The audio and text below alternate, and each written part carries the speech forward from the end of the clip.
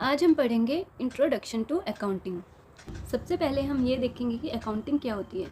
Basically accounting जो है वो हमारा मनी का रिकॉर्ड रखने के लिए की जाती है कि कितनी मनी हमारे पास से गई है और कितनी मनी हमारे पास आई है।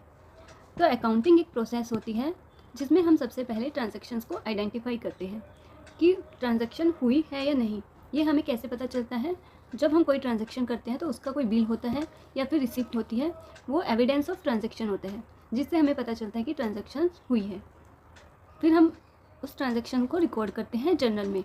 जो भी ट्रांजैक्शन होगी हम उसे जर्नल में रिकॉर्ड करेंगे और फिर आगे सब्सिडरी बुक्स बनती हैं, जैसे cash book, purchase book, sales book.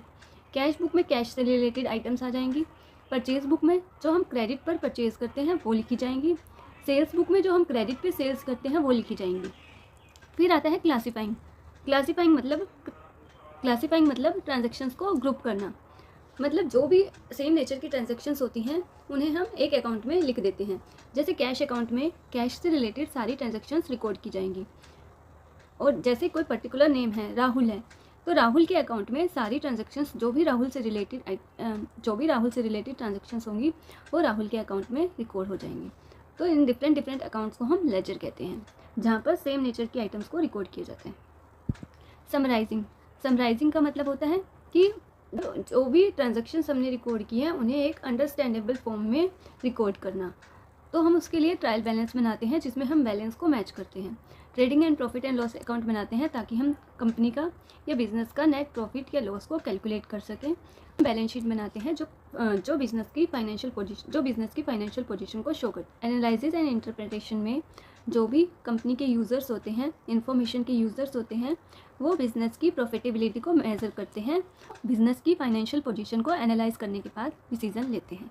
Communicating मतलब जो भी हमने फाइनेंशियल स्टेटमेंट्स बनाई है उसे हम यूज़र्स को कम्युनिकेट करते हैं।